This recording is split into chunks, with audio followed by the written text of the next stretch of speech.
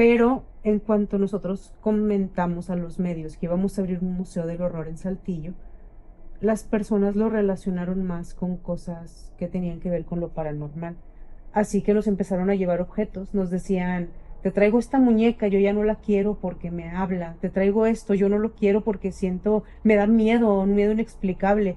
Y nos empezaron a llevar objetos. Y cuando menos lo pensábamos, ya teníamos como unos 60 objetos que la gente nos estaba llevando y que nos decían, yo viví una situación sobrenatural con esto. Así que empezamos a hacer una sesión de tablero Ouija y estábamos completamente en vivo, estábamos transmitiendo y en plena sesión del centro del tablero sale una llama fuerte, una llama muy grande y empieza a quemarse todo el tablero. Desafortunadamente tenemos que hablar del museo como en tiempo pasado porque hace un año, bueno, el 1 de octubre del 2023, sufrió un atentado, fue incendiado por completo. Hoy tuvimos el placer de platicar cara a cara con Berenice y Alejandro, mejor conocido como los Mortem, quienes se han convertido en figuras destacadas del entretenimiento paranormal en redes sociales, antiguos dueños y curadores del Museo del Terror de Saltillo. Su interés por lo sobrenatural ha ido evolucionando, llevándolos a explorar nuevas formas de conexión y experiencias junto a su audiencia, y hoy nos van a contar varias anécdotas por las que han pasado.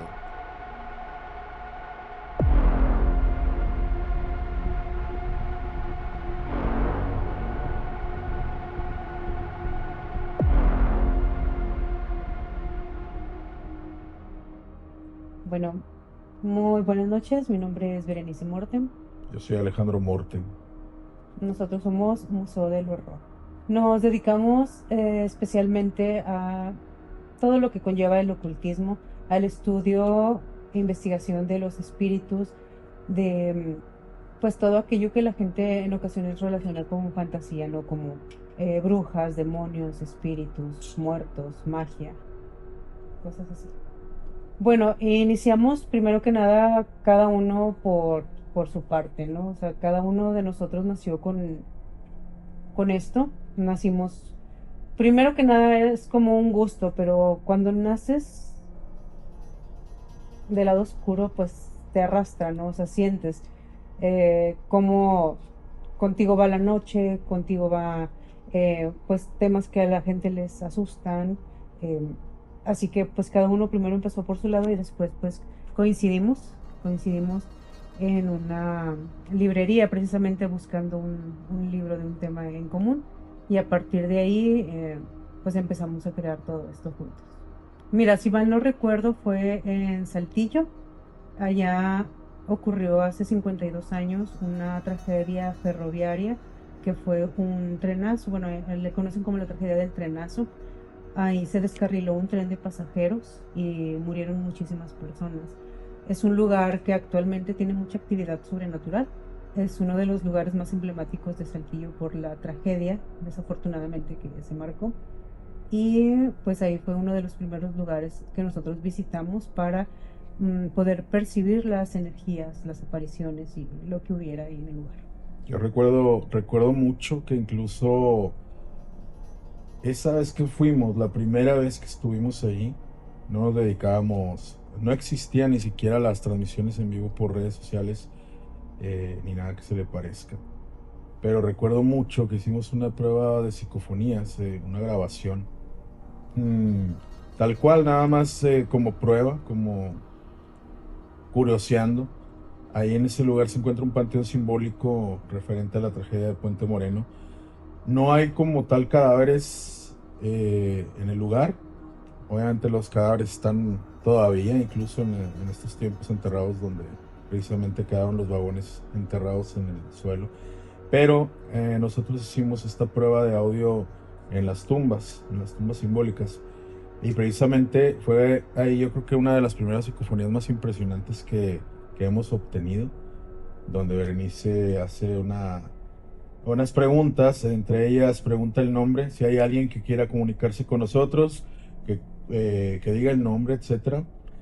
Y precisamente ahí se escucha el celular, nosotros estábamos de pie, el celular estaba en la tumba grabando, entonces Se escucha la pregunta, obviamente, así estábamos alrededor varias personas, y el celular abajo, en la grabación se escucha claramente como si alguien se hubiera acercado al celular a decir el nombre fue Claudia, todavía lo recuerdo, es una de las psicofonías más impresionantes que hemos obtenido. Bueno, actualmente a nosotros nos gusta más manejarlo como la vieja escuela. Nosotros, primero que nada, lo utilizamos a través, bueno, invocamos y atraemos a las entidades a través de energía, de nuestra presencia, de invocaciones, de invitaciones a los espíritus a que se manifiesten. Llevamos tablero Ouija, llevamos algo, pues, digamos, un poco más moderno, un Spirit Box, que casi no utilizamos, pero en sí pues nos basamos más en el tablero Ouija y pues únicamente utilizamos nuestro celular para transmitir en vivo.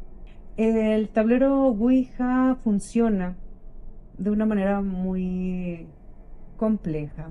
Muchas personas piensan que realmente es como un juguete, que es como algo que puedes tomar hasta como un juego, ¿no? Por eso muchas personas le dicen jugar a la Ouija, pero la Ouija, primero que nada, no es un juego. Realmente la Ouija es una herramienta. También es necesario e indispensable aclarar que el tablero Ouija no es una varita mágica. La Ouija no hace todo por sí sola, ni invoca espíritus, ni es un aparato maldito. Una Ouija es un instrumento. Aquí lo que invoca espíritus eres tú, es tu espíritu, tu energía, tu alma, es lo que los invoca, lo que los atrae, lo que les da la fuerza y los alimenta para que te respondan. La Ouija es únicamente el instrumento con el que te van a contestar. Tú les facilitas las letras, les facilitas los números, les facilitas el sí y el no, para que puedan responderte a aquellos espíritus que no alcanzan a responder a través de su voz, a través de un movimiento, a través de alguna manifestación más clara, se comunican a través del tablero. Entonces, así es como lo haces, tú invitas a un espíritu a que te conteste y le das la herramienta para que lo haga. Pues después de que estuvimos por primera vez en Puente Moreno, así es como se llama el lugar, yo creo que ya no paramos. Empezamos a ir primero a los lugares abandonados, lugares donde se presume que habían ocurrido situaciones sobrenaturales, casas abandonadas, Cementerios. cementerios. Buscamos, por ejemplo, allá en Saltillo está la Sierra de Zapalinamé, donde hay bosque, buscamos todo lo que es referente con brujas, etcétera. Así que pues desde ese entonces hasta la fecha ya no hemos parado. O sea, siguió pues todo un sinfín de vivencias, tanto fuertes con humanos como con fantasmas, muertos, espíritus. Principalmente es necesario saber que no se trata de decir la casa abandonada tiene espíritus. La casa del vecino se aparece alguien porque se murió un familiar. En mi casa acaba de fallecer alguien y se va a empezar a aparecer. Generalmente tenemos esa idea, pero no es así. Los espíritus, los fantasmas, las entidades, los demonios están presentes todo el tiempo, en todo momento, en todo lugar. Aquí donde estamos, en las casas de todos los que están viendo este video, en todos lados hay espíritus, en todos lados están. Cuando tú los llamas, cuando tú los convocas, todos te escuchan, todos. No se trata nada más de que si aquí se murió mi abuelo y lo invoco, nada más va a venir mi abuelo. No, o sea, te escuchan todos los espíritus, incluidos espíritus y demonios o entidades que no tienen nada que ver con la persona a la que estás llamando, pero que se hacen pasar por esa persona para que tú les brindes tu energía. Y también es importante eso, mencionarlo. Por ejemplo, las entidades oscuras o las entidades demoníacas, las entidades malas, buscan hacer una conexión de este lado para que tú puedas darles tu energía y que ellos puedan entrar a nuestro mundo, entrar de este lado. De las cosas más fuertes que hemos vivido, sin duda alguna, fue cuando estuvimos viviendo en el Museo del Horror, porque era vivir ahí, vivir en una casa de 300 años de antigüedad, en donde además habíamos montado un museo que estaba especializado en puras cosas de terror, de fantasmas, etc. Fue vivir una experiencia tras otra. Por ejemplo, allá en Saltillo, Coahuila, esto estaba en el centro de Saltillo, está mucho la leyenda del Caballero de Negro, así se le llama. Se dice que ese hombre vigila las casas de Saltillo, pero principalmente del centro, las que están cerca de la catedral. Nosotros estábamos a media cuadra de catedral, estábamos muy cerca. Así que ese hombre se manifestaba siempre en los techos y yo creo que ahí fue una de las ocasiones más fuertes que nos tocó vivir al principio, porque este caballero entraba al museo, o sea, por ejemplo, ibas caminando hacia el baño en la noche, todo el museo estaba pintado de negro, todo estaba siempre oscuro, había muy poca luz. Así que tú podías sentir cómo iba caminando detrás de ti y en una ocasión, en cuanto yo entro al baño, había un espejo enfrente y yo logro ver la sombra detrás de un hombre muy alto con sombrero de copa. No le veo el rostro, se le veía como una sombra completamente negro. Y al momento de que yo volteo a buscarlo, pues ya no estaba, pero en el espejo lo vi claramente. Entonces digamos que fueron algunas de las primeras experiencias que tuvimos. No sé si tú recuerdas alguna. Bastantes, porque sobre todo tuvimos mucha curiosidad cuando empezamos a montar el Museo del Horror en esa casona.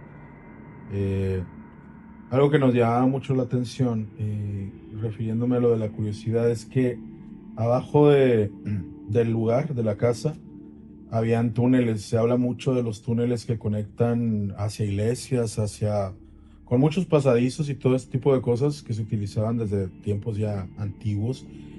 Y hay muchas leyendas referentes a los túneles. Y en la casa donde estaba el Museo del Horror, precisamente, no es leyenda, es parte de la historia de un personaje conocido en Coahuila, conocido como el Marqués de Aguayo. En la casa donde estaba el Museo del Horror vivió el contador del Marqués de Aguayo. Entonces se hablan muchas leyendas de esto. Se habla también que utilizaban parte de los túneles eh, para diferentes cosas, pero dentro de los túneles, bajo tierra obviamente, sucedían muchas cosas. No sé si puedo hablar explícitamente, pero específicamente hablamos de cosas que hacía la iglesia. Eso yo creo que es algo que todo el mundo conoce ya en la actualidad, de situaciones delicadas referentes a ocultar crímenes y todo este tipo de situaciones. Entonces es principalmente algo que nos llamaba mucho la atención y pensamos que tal vez tiene algo que ver el hecho de todo lo que sucedía y que conectaba precisamente también con esta casa. En sí, la casa era, bueno, esa era la casa, pero alrededor era parte de la finca. Ujú. Tenemos entendido de las propiedades de este personaje. Entonces sí se habla que ahí ocurrieron muchas cosas referentes a esto. A- es que no sé si puedo hablar explícitamente, pero a, a matar gente, a emparedar gente, todo este tipo de situaciones. Y creemos que por eso en ese tramo, pero en esa propiedad, sí habían manifestaciones muy interesantes. Te podemos contar realmente bastantes porque estuvimos viviendo ahí varios años en ese lugar y sí tuvimos muchas vivencias muy, muy raras, muy extrañas, que luego, ya cuando el museo abrió sus puertas al público, también la gente que iba a los recorridos que hacíamos podían vivir esta clase de experiencias que no solamente formaban parte de un espectáculo, sino que realmente muchas personas vivieron cosas del ámbito paranormal reales, y no es que lo digamos nosotros por ser los dueños del museo o creadores, sino que eso lo pueden decir muchas personas que nos visitaron. Ujú. Lógicamente, muchas personas tal vez aún puedan vivir con la duda de si fue algo que haya sido parte del show o si vivieron realmente una experiencia sobrenatural. Recuerdo mucho, mucho, mucho. Nosotros teníamos en la entrada un área de conferencias, una sala pequeña, y en varias ocasiones en ese lugar, en plena función, varias personas aseguraban ver una niña. Y las personas de verdad se ponían mal del espanto, del susto que veían en el momento. Mucha gente no aguantaba ni siquiera la primera parte del recorrido. Era una pequeña conferencia. Hacíamos un evento que se llamaba Velada Paranormal y la primera parte era la conferencia donde mostrábamos fotografías que nosotros mismos tomábamos o muchas que el público tomaba y las fuimos recopilando como evidencia. Al momento de estarlas mostrando en proyección, mucha gente entraba en pánico y mucha gente no aguantaba. Pagaban su boleto de entrada y no duraban, yo creo que ni la mitad de la conferencia se tenían que salir porque era demasiado el miedo que sentían. Entonces realmente sí podemos hablar desde esos inicios, ya trabajando juntos, podemos hablar muchas cosas que vivimos, no solamente como experiencias propias, sino que en conjunto con personas que nos visitaban, bueno, que visitaban al museo, vivieron este tipo de experiencias. Bueno, esa casa estaba en el centro histórico de Saltillo. Desafortunadamente tenemos que hablar del museo como en tiempo pasado porque hace un año, bueno, el 1 de octubre del 2023, sufrió un atentado, fue incendiado por completo. Am, Hay varias teorías, se cree en una de ellas que fue incendiado por fanáticos religiosos, porque desde que llegamos a Saltillo, desde que hicimos este proyecto del Museo del Horror, siempre fuimos tachados, catalogados como satánicos, como que estábamos locos, como que esa era la casa del diablo. Y pues bueno, sufrió finalmente este atentado, el museo quedó hecho cenizas, fue una pérdida casi total. Y digo casi total porque solamente sobrevivieron dos áreas del Museo del Horror, que fue el área de los objetos poseídos y el área de las ouijas. El área de los objetos poseídos fue una sala que ha sido muy misteriosa desde el principio para nosotros, porque no estaba en la museografía original. Nosotros, cuando abrimos, por lo mismo que Saltillo pues, es una ciudad más pequeña, un poco más conservadora, queríamos hacerlo más como un tributo al cine de terror. Entonces, la primera etapa del museo era eso, un tributo al cine de terror, así que había esculturas de personajes del cine, desde los clásicos hasta los más modernos. Pero en cuanto nosotros comentamos a los medios que íbamos a abrir un museo del horror en Saltillo, las personas lo relacionaron más con cosas que tenían que ver con lo paranormal. Así que nos empezaron a llevar objetos, nos decían, te traigo esta muñeca, yo ya no la quiero porque me habla, te traigo esto, yo no lo quiero porque siento, me da miedo, un miedo inexplicable. Y nos empezaron a llevar objetos. Y cuando menos lo pensábamos, ya teníamos como unos 60 objetos que la gente nos estaba llevando y que nos decían, yo viví una situación sobrenatural con esto. A mí esta muñeca me habló, a mí la muñeca me rasguña, mi niña me dice que este muñeco caminó, o sea, y nos empezaron a llevar esas cosas. Y de la nada surgió el área de los objetos poseídos porque la misma gente empezó a donarlos. O sea, no fue una cosa de que, ay, mira, este muñeco está bien feo, déjame lo exhibo porque da miedo. O sea, no, la gente nos los llevaba y nos contaba lo que vivieron con ellos. Y así fue como nació el área de los objetos poseídos y fue la única área que quedó completamente intacta de toda la casa en el incendio. Y además el área de las ouijas sí sufrieron un poquito más de daño, sí quedaron un poquito más quemaditas, más un poco dañadas, pero sobrevivieron. Pero el área de los objetos poseídos fue la que quedó intacta. Todos los niños cuidaron la casa, pues sí hicieron lo que pudieron, ¿no? Y salvaron esa área de los objetos. Yo pienso que nosotros nacimos primero que nada con el gusto por lo sobrenatural, por la oscuridad, por la noche, por el ocultismo, por el terror, por supuesto, el arte.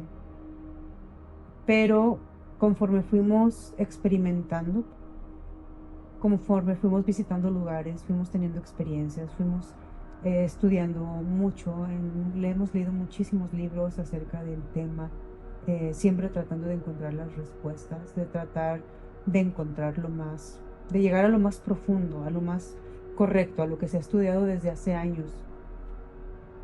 Así que yo de mi parte, personalmente puedo decir, no nací con el don, por así decirlo, de ser medium o de contactar a los espíritus, pero lo fui desarrollando, lo fui adquiriendo conforme la experiencia de visitar lugares, de ir a ciertos sitios, de hacer ciertas invocaciones, de hacer ciertas prácticas. Lo que sí siento es que sí nací cualidades para la práctica de la magia y principalmente para tener contacto con espíritus. Yo siento que mi magia es la conexión con los espíritus, la conexión con los muertos. Así es como yo lo definiría. Nosotros vivíamos en el museo.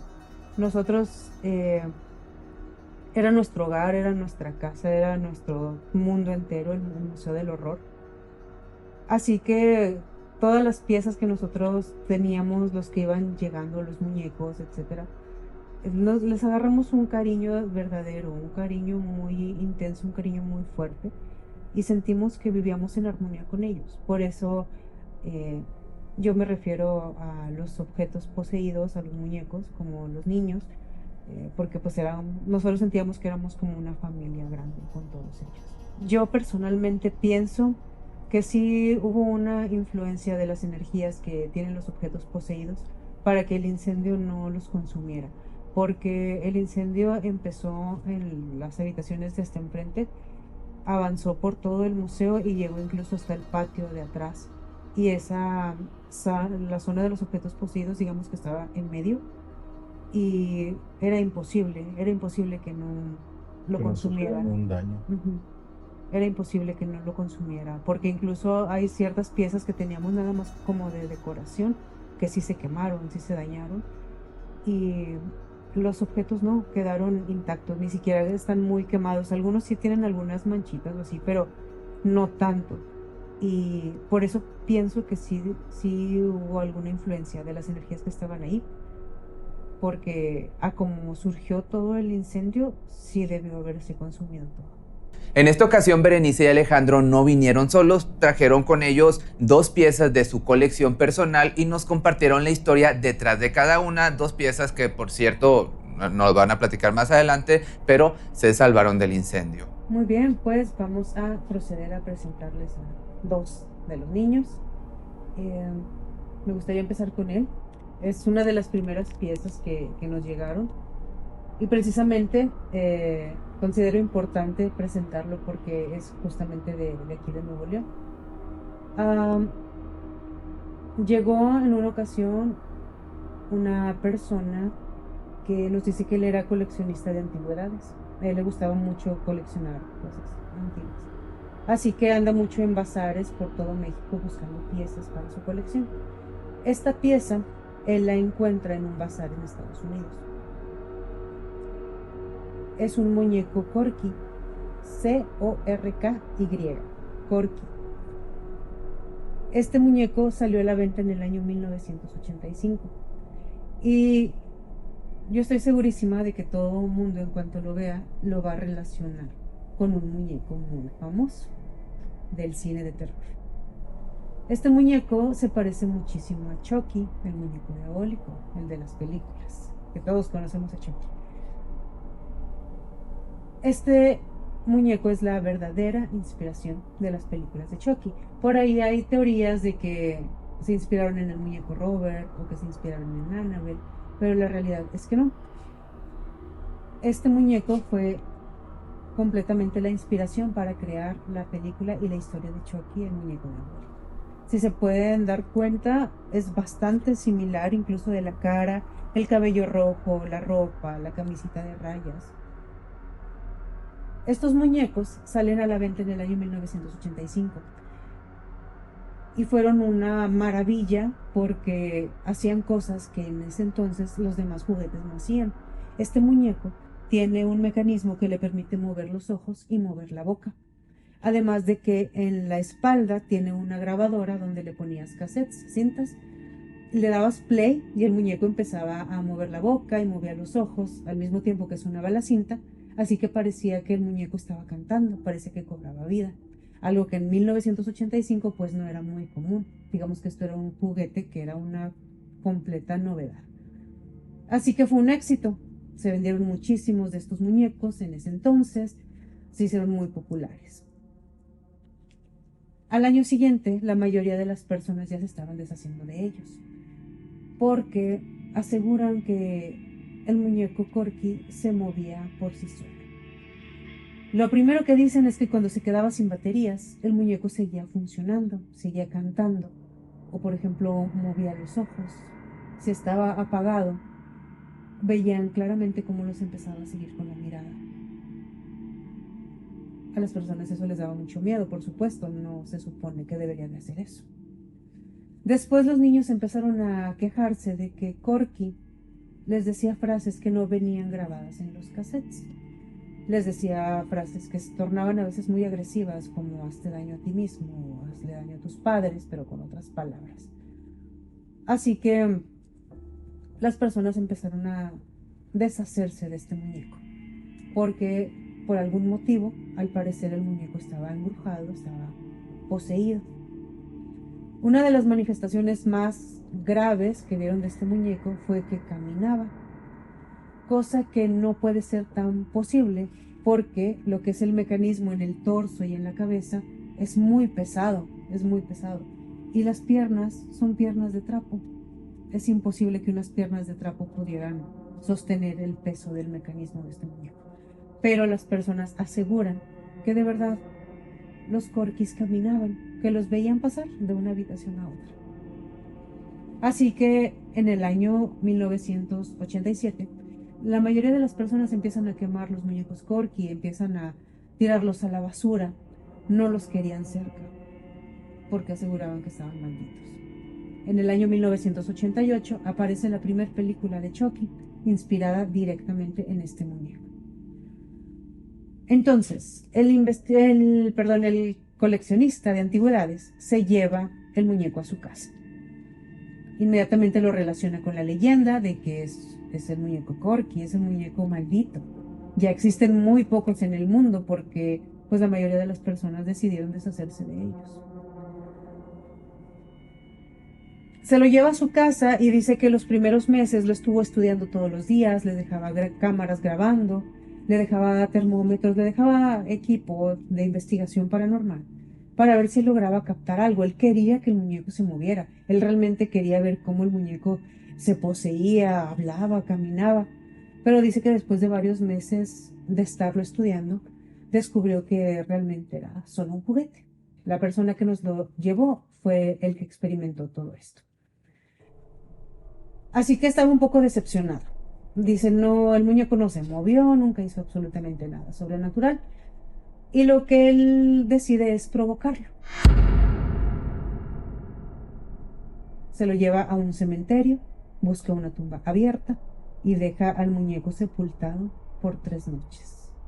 Lo cual es un grave error porque una de las magias más peligrosas que existe en el mundo es la magia de los muertos, la energía de los muertos. Así que finalmente y después de provocarlo, este hombre finalmente consiguió lo que estaba buscando. Vuelve por el muñeco, se lo lleva nuevamente a su casa y dice que desde la primera noche él empieza a escuchar pasos pequeños, como si anduvieran niños corriendo. Él comenta que vive completamente solo, nada más tiene un gato. Dice, no eran los pasos del gato, eran niños, se oían niños caminando en mi casa. La primera noche él logró captar esos pasos. La segunda noche escuchaba risas, escuchaba voces.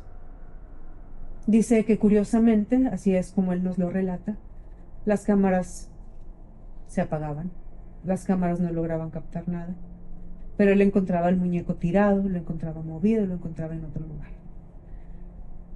Dice que llegó a tenerle tanto miedo al muñeco que por las noches ya dormía con la puerta de su habitación cerrada, con seguro, dice algo que nunca había hecho, pero yo tenía miedo de ver que el muñeco entrara caminando a mi habitación. Ya cuando decide deshacerse de él, es una noche que él escucha claramente cómo empiezan a sacudir la puerta de su recámara, como si alguien quisiera entrar. Dice que no se dio cuenta en qué momento se quedó dormido porque él realmente tenía mucho miedo. Pero se queda dormido durante la noche y cuando despierta vive lo que él relata como la experiencia más aterradora de su vida. Cuando despierta y encuentra al muñeco dormido junto a él, ahí en su cama. Dijo, ¿cómo es posible? No había forma, no había manera de que eso ocurriera. Así que así nos lo relata él, con las mismas sábanas que tenía en su cama, envuelve el muñeco, lo avienta a su coche y va directamente a dejárnoslo al Museo del Horror. Desde esa noche, Corky, bueno, ese día que llegó con nosotros, empezó a manifestarse. Nosotros lo teníamos en una vitrina, pero amanecía tirado, amanecía en otra habitación. Los visitantes del museo aseguraban que el muñeco lo seguía con la mirada. Y ustedes lo van a ver y claro que me van a decir, pero ese muñeco no da miedo. Es un muñeco tierno, está bonito, ¿no? De eso se trata precisamente. No tiene que darte miedo, al contrario, tiene que darte confianza. Tienes que sentir que está bonito, que debes tenerlo cerca, porque de otro modo él no podría alimentarse de tu energía, él no podría estar cerca de ti. Si tú le tienes miedo, lo vas a rechazar, y lo que él quiere, lo que él necesita para cargarse con esa energía es estar cerca de ti. Pero pues no se dejen engañar por esa cara dulce, por esa sonrisa. Realmente Corky es uno de los objetos poseídos más fuertes que llegaron al Museo del Horror. No se sabe específicamente si tiene un solo espíritu, tiene energía, tiene una carga, además de la historia que ya traía detrás de la fabricación de los muñecos, pero en sí una energía de un solo fantasma o que nos haya dicho simplemente es un muerto o algo así, no nos lo ha dicho, no se ha manifestado a ese nivel, pero de que está cargado con energía negativa, sí lo está. Generalmente todas las piezas que llegan con nosotros al Museo del Horror cuando estaba en funcionamiento, llegan con una energía muy agresiva, llegan manifestándose con mucha claridad, con movimientos, con ruidos, les tomamos fotografías y aparecen espectros. Pero con el tiempo ellos van entrando en una armonía con nosotros. Nosotros vivimos rodeados de espíritus, de cosas malditas, de diferentes artilugios que se utilizan para el ocultismo, para el estudio de los espíritus. Así que mi pensamiento personal es que ellos se sienten como peces en el agua. Llega esta energía pesada, llega esta energía fuerte y se da cuenta de que no es la única.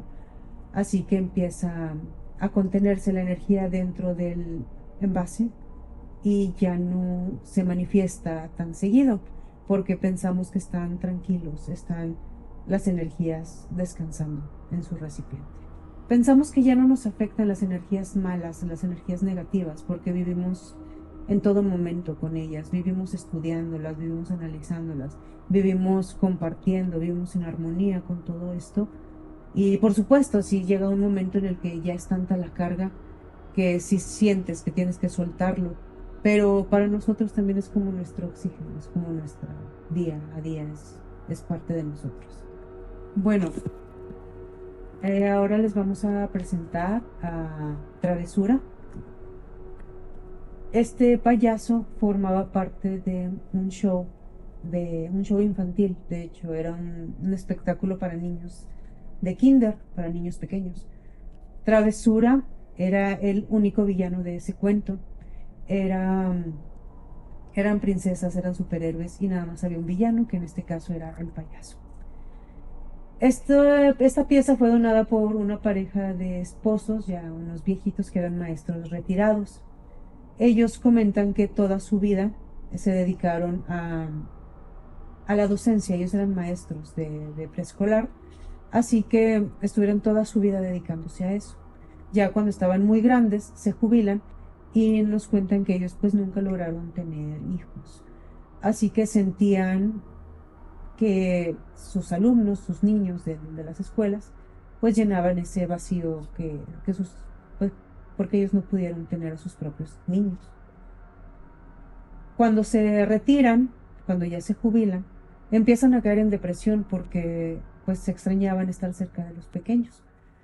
Así que crean un show de marionetas para presentarlo en las escuelas, en primarias, en jardines de niños y poder seguir estando cerca de los pequeños. Al principio todo funcionaba de maravilla, a los niños les encantaba la historia y principalmente porque había una dinámica. Siempre que vieran aparecer al payaso en la historia, tenían que abuchearlo, tenían que correrlo, tenían que gritarle cosas feas, porque si el payaso aparecía es porque iba a ser una travesura. Precisamente ese es su nombre, travesura. Así que a los niños les encantaba, estaban viendo que jugaban las princesas, aparecían los superhéroes, y de pronto aparecía el payaso, y todos los niños empezaban a abuchear. Al principio fue bueno, hasta que los niños empiezan a quejarse de que después de haber visto el cuento, el show, empezaban a tener pesadillas, pesadillas muy reales con este payaso, pesadillas en donde él llegaba a reclamarles por qué lo habían abucheado, por qué lo habían tratado mal. Estas quejas empezaron a llegar a esta pareja, a los viejitos, de que ya no querían que presentaran el show, o que si lo presentaban, que ya no llevaran al payaso, porque los niños verdaderamente estaban quedando traumatizados después de ver el espectáculo.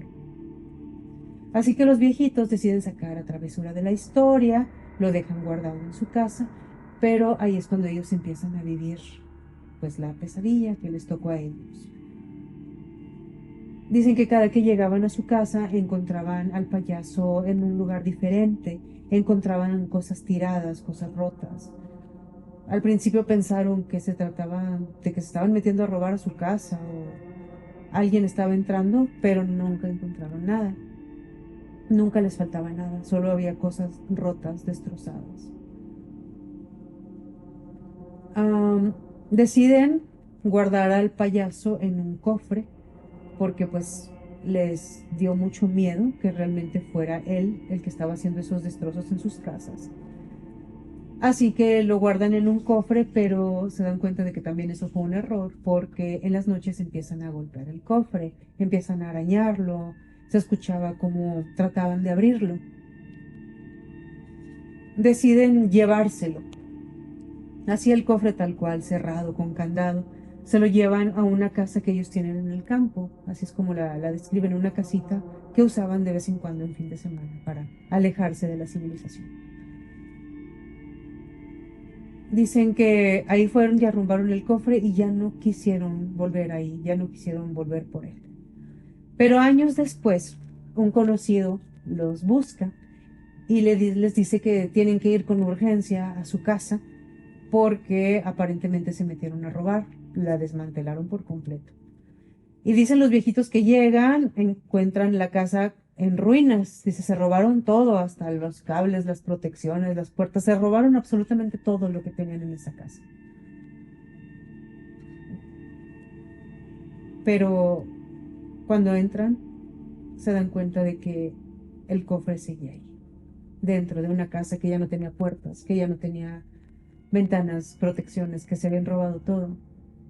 Dentro estaba el cofre todavía. En cuanto lo revisan, por supuesto, encuentran al payaso ahí adentro. Así que te preguntas, si entras a robar una casa, por supuesto que ves un cofre y yo creo que es de lo primero que te llevas, por supuesto, porque es un cofre que está cerrado, debe de contener algo valioso. Así que ellos no saben si se lo llevaron y lo regresaron o si nadie nunca se atrevió a llevárselo de ahí. El punto es que llegan y estaba el cofre todavía con el payaso dentro. Una familiar de ellos les comenta de nosotros, les comenta que recibimos piezas que tienen historia, así que deciden llevarlo y dejarlo con nosotros ahí en el Museo del Horror. Al principio las manifestaciones de travesura verdaderamente eran muy fuertes, estaba cargado con una energía muy agresiva y nos dimos cuenta de que es porque él era el antagonista, él era el villano.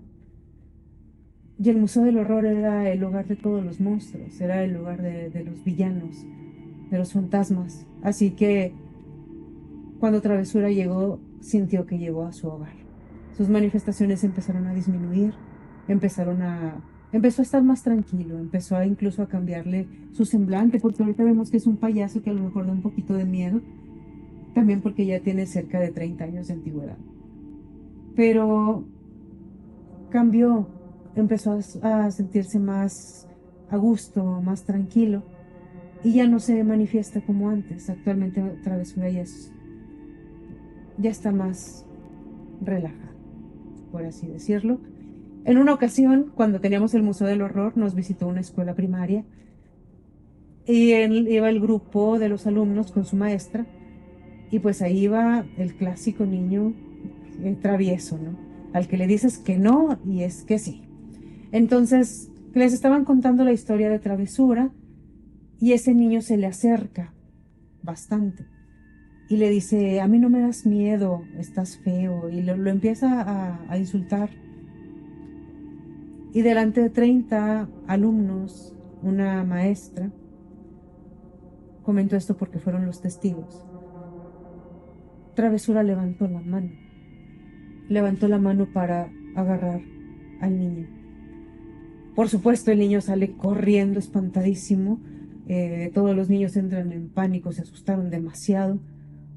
Y no es para menos, el muñeco no tenía por qué moverse. Afortunadamente todos lograron calmarse. El niño supongo que aprendió la lección de no ser cruel. Desde ese día Travesura perdió este brazo, se le zafó incluso. Pero en sí él ya no se manifiesta, por lo menos ya no tan fuerte como antes. Ya tiene unas manifestaciones más ligeras, como que mueve la cabeza, mueve la mano, lo deja sentado, amanece acostado, ya no es tan agresivo como al principio. Sí, con el paso de los años nos hemos dado cuenta de que la energía de los niños es una energía sumamente poderosa. Así que si la energía que proyectan los niños es buena, te cargas de energía positiva. Si la energía que proyectan los niños es mala, de rechazo, pues lógicamente te impregnas de eso también. Nosotros pensamos que Travesura se cargó con energía negativa por el rechazo que pues, le manifestaban los pequeños. Nosotros descubrimos una situación con Travesura. A él no le gustaba ser el villano, no le gustaba que lo abuchearan. Así que cuando las personas iban y conocían su historia en el Museo del Horror, nosotros le pedíamos a la gente que le diera un aplauso, que lo llenaran de aplausos para que él así se sintiera que ya no era el villano, sino que ya era el protagonista ahí en la casa de todos los monstruos. Y con eso también nosotros fuimos pues armonizando un poco la energía del payaso. Primeramente iniciamos cuando teníamos precisamente el Museo del Horror. Nosotros en el museo, como ya mencioné, hacíamos eventos cada fin de semana, a veces entre semana también, cuando eran eventos privados. En los eventos manejábamos mucho el espectáculo con personajes de terror caracterizados y todo ese tipo de cosas. Entonces, una vez se nos ocurrió, ya cuando empezaron precisamente las transmisiones en vivo en Facebook, se nos ocurrió empezar a transmitirlas, a transmitir, por ejemplo, los eventos, las casas de espantos que creábamos ahí mismo. Y una vez se nos ocurrió precisamente, no recuerdo exactamente cómo fue, pero por el mismo gusto principalmente de visitar lugares abandonados, cementerios o lugares con leyendas, historias paranormales, se nos ocurrió ir precisamente a una de las casonas más antiguas también de ahí del lugar, de Saltillo. Y así fue como inició todo esto. Duramos en Facebook algún tiempo, después nos mudamos para YouTube, pero fíjate que fue todo por amor al arte precisamente. Recuerdo que en aquel tiempo ni siquiera existía la monetización en ninguna plataforma y todo esto. Entonces nosotros nos dedicábamos a estar en el museo en las tardes y cerrando el museo empezábamos a buscar locaciones, y así fue como empezó todo esto de visitar lugares abandonados con historias paranormales. Retomando el tema de la visita a lugares con historias o sucesos paranormales, había un lugar, y digo había porque todavía existe, pero ya no está abandonado. Existió un lugar donde fue construido para tener ahí una iglesia, un templo, mejor dicho, un templo cristiano. un supuesto templo cristiano. Con el tiempo, los vecinos, bueno, para agregar, el lugar está en una colonia no muy transitada, más bien. La calle no era muy transitada. Ujú. Entonces, muchas de las personas que vivían por ahí alrededor se daban cuenta que sucedían cosas extrañas en la noche. Era un lugar, no era un lugar abierto al público, era como un templo para ciertas personas nada más. Pero resulta que en las noches el templo cristiano cambiaba de bando, como Ujú. comúnmente se podría decir. Cambiaba de bando, entonces lo que organizaban en las noches era otro tipo de, Culto. de culto. Le rendían culto al diablo, a Lucifer, a Satanás. Eso es lo que cuentan los vecinos. El punto de todo esto, cuando todo eso ya salió un poco a la luz, porque estamos hablando de que eso lo llevaban ciertas personas con ciertos conocidos importantes en ciertas corporaciones, fue cuando asesinan a una mujer en ese lugar y fue cuando todo esto se dio a conocer. No tenemos el dato exacto de si hubo algo ilegal en contra de las personas que llevaban a cabo este tipo de situaciones, pero lo que sí sabemos es que dejaron el lugar en abandono y así duró mucho tiempo. Y por parte de vecinos fue que fuimos a dar ese lugar. Ese lugar lo conocemos y lo conoce la gente como la casa de los rituales satánicos. Ahí realmente había una energía, y hay, yo creo que todavía en la Yo creo actualidad, que sí. una energía muy pesada, muy, muy pesada. También vivimos experiencias muy fuertes, muy, muy interesantes también, que podríamos durar mucho, mucho rato hablando de eso, pero en específico vamos a platicarles sobre esta situación del tablero Ouija que se incendió en plena transmisión, porque es algo muy interesante. Bueno, era de noche y bueno, nosotros casi por lo general siempre transmitimos de noche. Eh, Llegamos y estábamos haciendo diferentes invocaciones, rituales. Lo que queríamos, lo que nosotros buscamos siempre es alterar las energías, alterar las entidades para que se manifiesten. Así que empezamos a hacer una sesión de tablero Ouija y estábamos completamente en vivo, estábamos transmitiendo y en plena sesión del centro del tablero sale una llama fuerte, una llama muy grande y empieza a quemarse todo el tablero. Yo recuerdo esa vez si estaba pues yo con las manos sobre el tablero y esa llamarada sí alcanzó a lesionarme incluso, o sea, sí me quemó las manos. Y batallamos muchísimo para apagarlo. Le echábamos tierra encima y lo pisábamos y no se quería apagar, no podía apagarse. Ya después de un ratito que logramos apagarlo, nos dimos cuenta de que casi todo el tablero se había consumido, o sea, las letras ya no se entendían, los números, o sea, se consumió casi por completo, quedó ya ilegible todo lo que estaba plasmado en el tablero y teníamos la sesión abierta, lo cual es muy peligroso porque teniendo una sesión de Ouija abierta es como tener la puerta abierta para las energías. ¿Por qué se incendió el tablero? Porque estábamos contactando a una fuerza, a una entidad tan peligrosa y tan poderosa que pudo incendiar el portal, pudo incendiar la puerta, porque quería estar de este lado, quería pues prácticamente entrar a nuestro mundo, romper el dominio que nosotros teníamos de la sesión y pues dominar él ya nuestra energía, ¿no? Dominarnos a nosotros, poseer a cualquiera de nosotros. Logramos apagar el tablero, la sesión se queda abierta, el tablero ya está tremendamente dañado, pero afortunadamente lo único que quedó legible fue la palabra adiós en esa Ouija. Así que continuamos con la sesión y pudimos finalizarla, pudimos cerrarla, controlar nuevamente a la energía que habíamos contactado y que nos estaba atacando.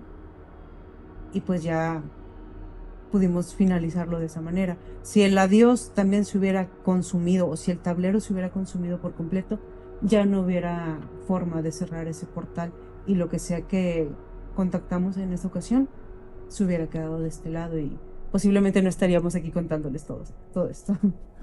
Platicando o abarcando bien el tema de cómo llegamos nosotros a una locación, eh, yo creo que vamos a platicarles lo que es llegar a una locación que, de las cuales visitamos mucho, las famosas llamadas casas de seguridad del crimen organizado. Lógicamente, a las que acudimos, a las que visitamos, son casas de seguridad que se ocuparon ya hace más de 10 años, 14 años. Eh, en el ámbito que desarrollamos nosotros, hemos tenido también la fortuna de conocer policías, pues ya que andamos en la noche en brechas, en lugares así lejanos y todo eso, siempre desde un principio nos tocó que llegara la policía. Hubo eventos donde no llegaban muy amistosos, porque en un principio pues no nos conocían y desconocían qué estábamos haciendo en el lugar. Entonces, hubieron varias situaciones por ahí no tan agradables, pero ya con el paso de los días o de las noches, mejor dicho, que nos los topábamos, fuimos haciendo no una amistad, pero sí una cierta relación, porque nos los topábamos muy seguido. Entonces, de cierta forma nos empezaron les llamaba la atención, les causaba morbo lo que hacíamos y nos empezaron a decir de varios lugares con antecedentes fuertes, lugares como las casas de seguridad, que ya se encontraban en abandono, pero ellos hablaban, nos platicaban de que en ocasiones a ellos como castigo los mandaban a lugares como ese tipo de lugares donde hay unos que se encuentran en brechas, hay otros que están, por ejemplo, en las faldas de la sierra, en lugares pues prácticamente alejados y otros no, hay otros que están incluso en el mero centro, pero esos ya los tocamos más adelante, esos puntos. Fue así como conocimos, yo creo que una de nuestras primeras locaciones, llamada la Casa de los Gritos, que es hasta ahorita una de las locaciones más fuertes energéticamente hablando, o bueno, energéticamente, pero de manifestación natural. ¿Por qué? Porque es un lugar, para empezar, es un lugar precisamente ocupado como casa de seguridad donde llevaban personas a torturar, eh, a desvivir, a, a matar, a asesinar. Y no solamente quedaba en eso, sino que alrededor del sitio lo empezaron a utilizar empezaron a crear fosas clandestinas. Cuando nos cuentan de este lugar, fue precisamente, y de hecho fue más que nada accidentalmente, porque ellos ni siquiera querían hablarnos de ese sitio precisamente para no llevarnos al lugar. Íbamos a otra locación cercana. Sin embargo, nosotros vemos el lugar de lejos, se encuentra entre brechas, entre el monte. Vemos el lugar y les preguntamos y nos empiezan a platicar. Sin embargo, ellos dicen que no nos aconsejan ir a ese sitio y no nos llevarían a ese sitio por las situaciones que pasan. Mencionaba que a veces en ocasiones los mandaban como castigo por alguna sanción o no sé, o cuando son novatos los mandan así a esos lugares y es cuando ellos nos contaban que les pasaban cierto tipo de cosas. Los asustaban muy fuerte y por esa situación no querían ellos llevarnos. Entonces es así como yo creo que fue la primera locación que visitamos con estos antecedentes. Nos llamó mucho la atención porque dentro de la historia ellos decían que se escuchaban gritos. Tú llegabas al lugar o pasabas por el lugar y se empezaban a escuchar gritos. También hay que recalcar que todavía en la actualidad ese tipo de territorios se siguen utilizando para, para castigar a las personas que se portan mal. Es lo que nos cuentan también Ujú. las personas. Y nos ha tocado en ciertas ocasiones escuchar cómo tablean gente, se escuchan gritos, pero esos son gritos de vivos. Es muy distinto cuando se escucha un grito de dolor de una persona que están torturando a cuando escuchas tú en el ambiente eh, un lamento. No es lo mismo, pero es similar.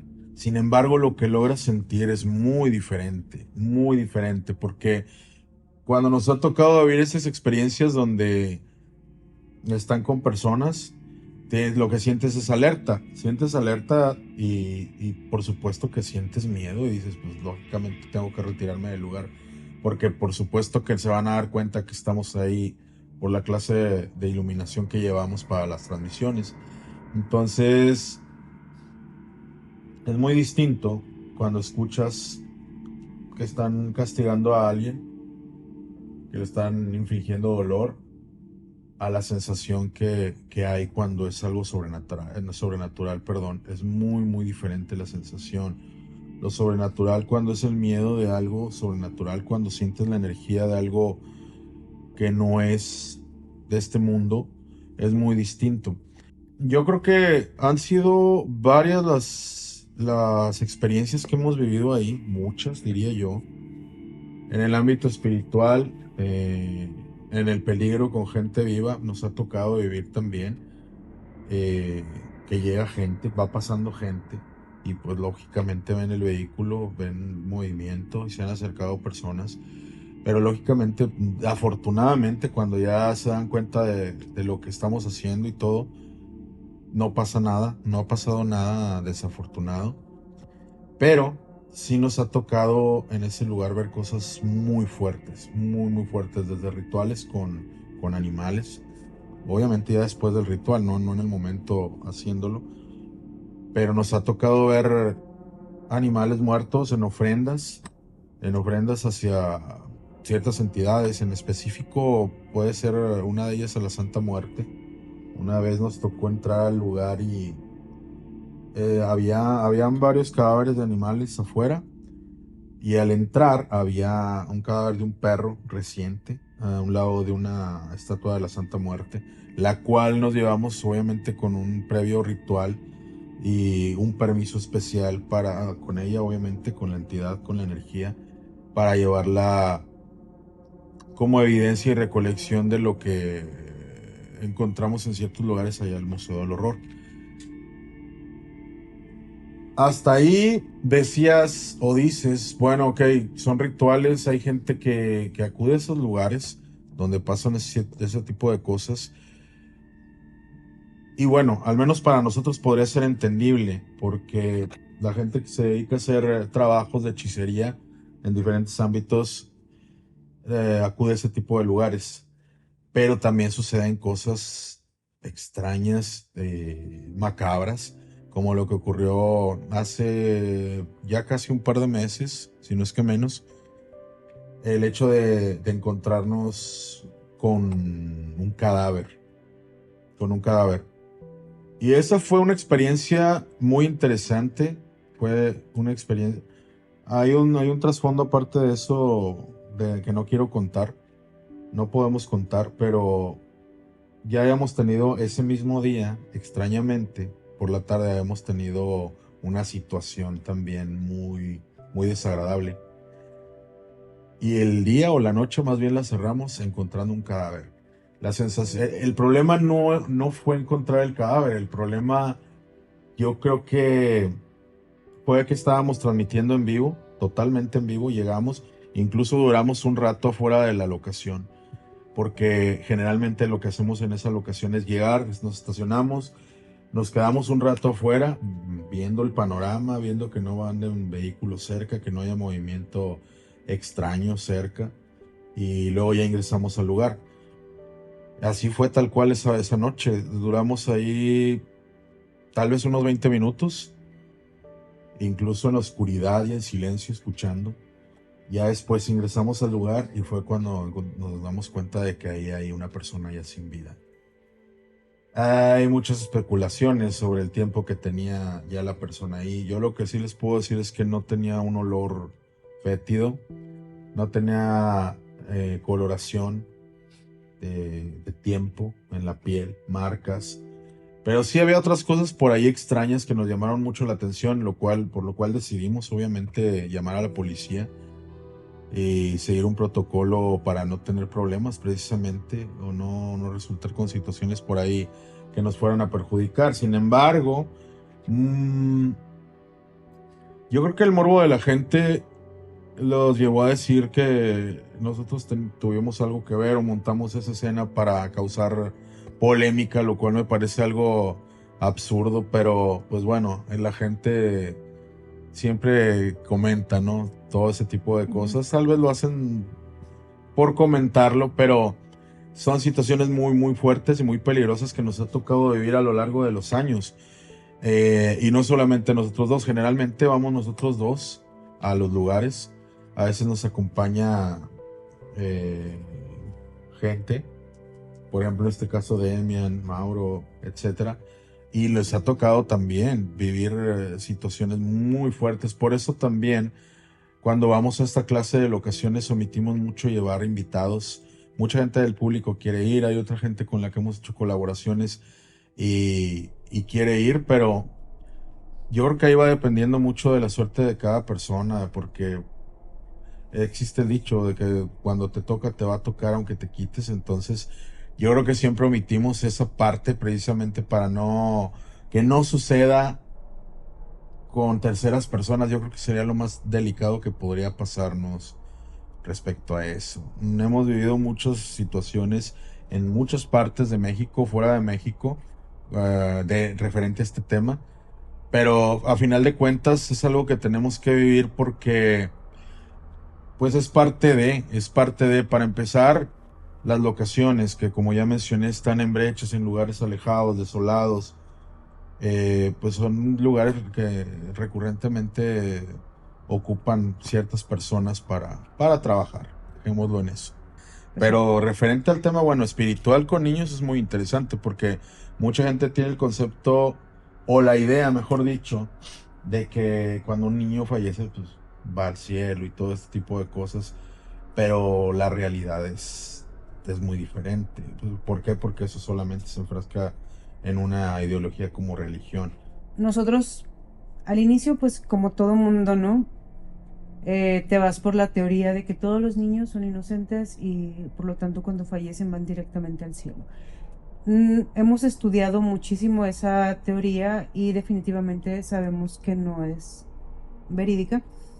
Más bien la iglesia la utiliza, principalmente la iglesia católica, utilizan esa teoría de que los niños van directamente al cielo cuando fallecen para consuelo de los padres. Lógicamente es un dolor muy fuerte perder a un hijo, así que como para encontrar un consuelo, lo que hacen es decir, pues no, no te preocupes, los niños van directamente al cielo, no están penando, pero nos hemos dado cuenta de que sí hay espíritus de niños, sí hay fantasmas de niños y sí se manifiestan.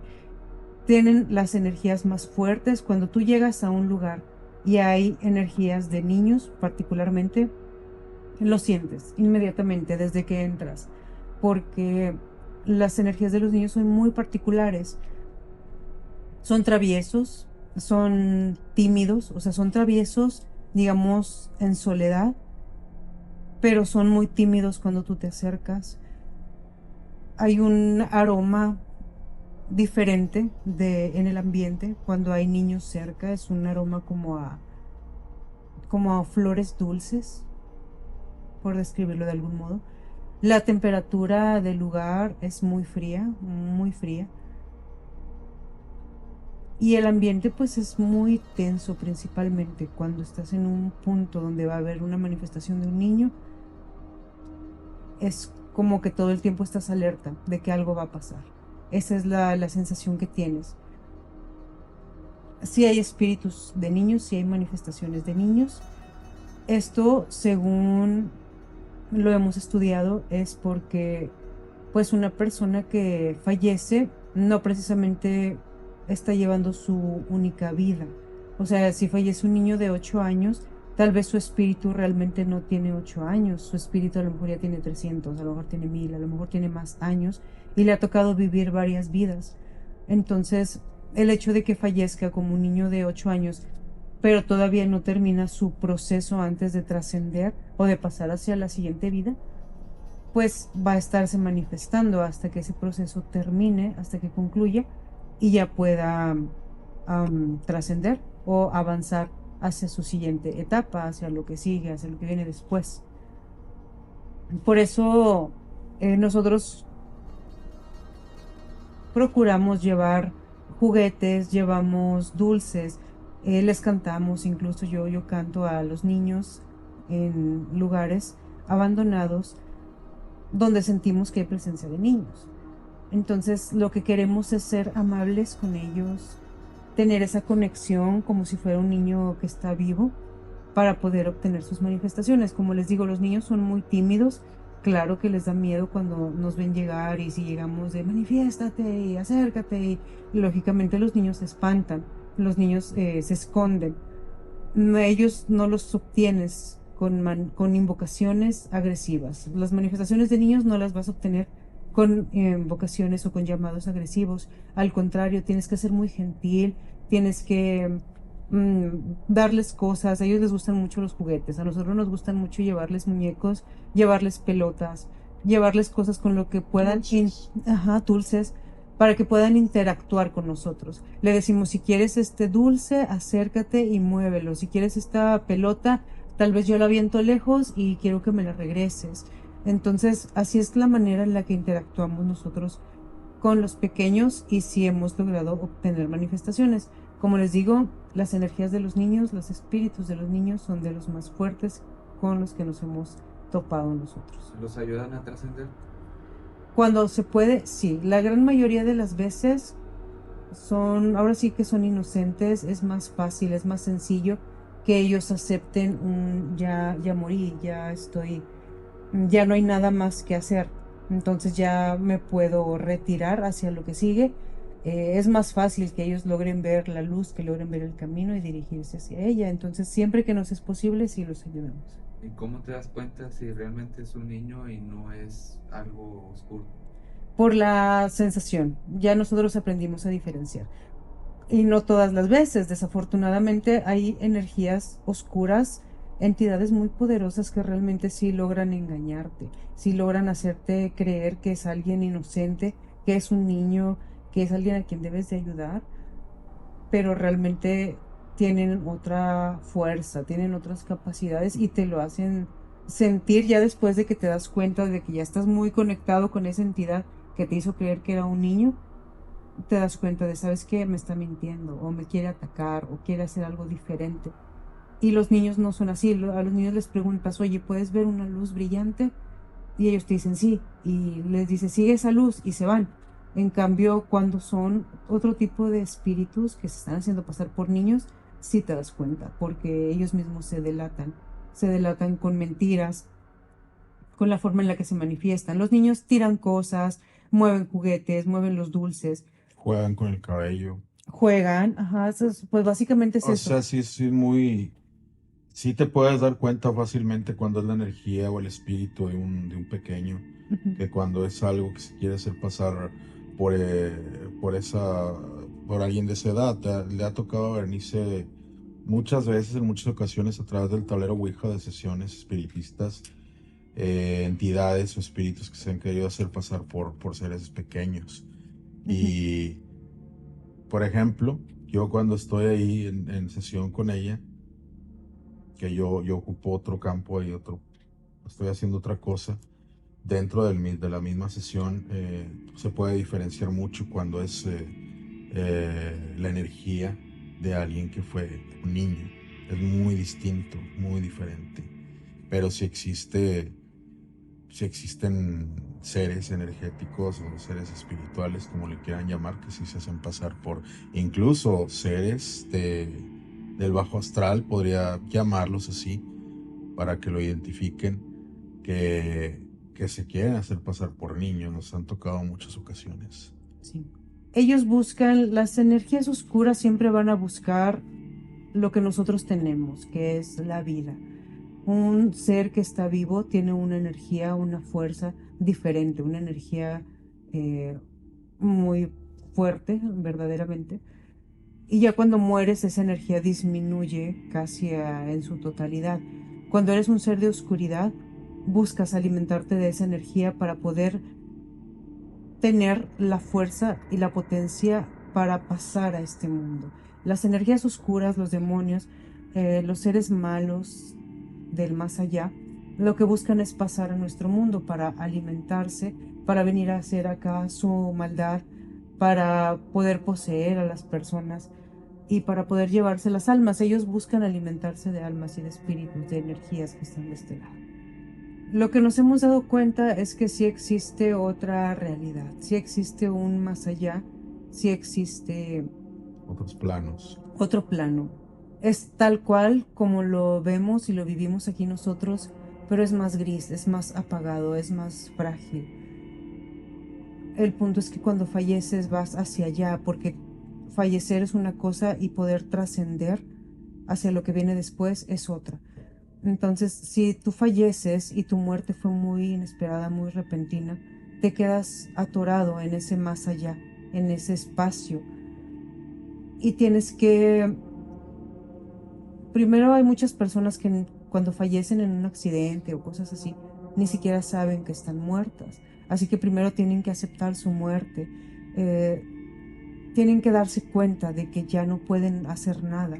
A veces esas personas tienen una esperanza de poder salvarse, de poder vivir, de poder volver, de ver a su familia, de todo lo que dejas, ¿no? Cuando te mueres. Entonces esa sensación es lo que no les permite avanzar, es lo que no les permite trascender o ir más allá, no les permite ver la luz, el camino.